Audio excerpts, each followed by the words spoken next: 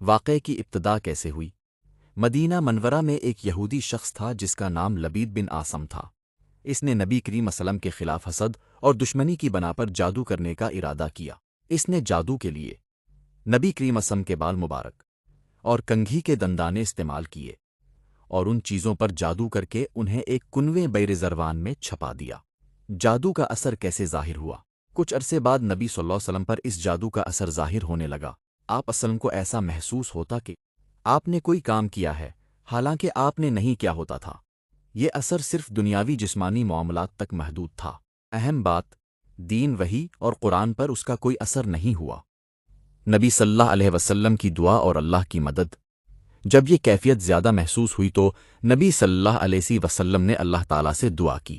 پھر ایک دن اللہ تعالیٰ نے آپ صلی اللہ علیہ وسلم کو خواب وحی کے ذریعے حقیقت بتا دی۔ دو فرشتے آئے، ایک نے پوچھا ان کو کیا بیماری ہے، دوسرے نے کہا ان پر جادو کیا گیا ہے۔ پوچھا کس نے؟ جواب لبید بن آسم نے۔ پوچھا کہاں رکھا ہے؟ جواب بیر زروان کے کنویں میں۔ صحابہ وہاں گئے اور وہ چیزیں نکال لی گئیں اور اللہ تعالیٰ نے اپنے نبی وسلم کو شفا عطا فرما دی۔ جادو کے نقصانات۔ جادو انسان کی زندگی کو تباہ کر سکتا ہے۔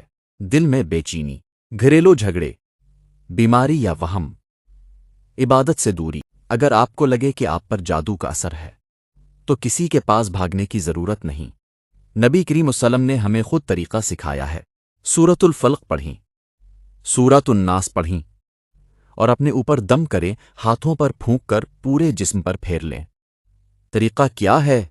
نبی کریم صلی اللہ علیہ وسلم کا معمول تھا کہ ان صورتوں کو 3 مرتبہ پڑھتے، پھر ہاتھوں پر دم کرتے اور پورے جسم پر پھیر لیتے۔ آپ بھی یہی کریں، خاص طور پر رات کو سونے سے پہلے۔ یاد رکھیں، اصل شفا دینے والا صرف اللہ تعالیٰ ہے۔ یہ صورتیں اسی کی پناہ مانگنے کا ذریعہ ہیں۔ آخری بات، یقین کے ساتھ پڑھیں، دل سے پڑھیں اور مکمل بھروسہ اللہ تعالیٰ پر رکھیں۔ انشاءاللہ ہر قسم کا اثر ختم ہو جائے گا۔ آخری پیغام، یاد رکھیں، کوئی جادو، کوئی طاقت اللہ کے حکم کے بغیر کچھ نہیں کر سکتی۔ اگر آپ اللہ کے ساتھ ہیں تو کوئی آپ کا کچھ نہیں بگاڑ سکتا۔ اگر آپ اللہ اور قرآن پر ایمان رکھتے ہیں تو اس ویڈیو کو لائک کریں، شیئر کریں اور دوسروں تک یہ سچ ضرور پہنچائیں۔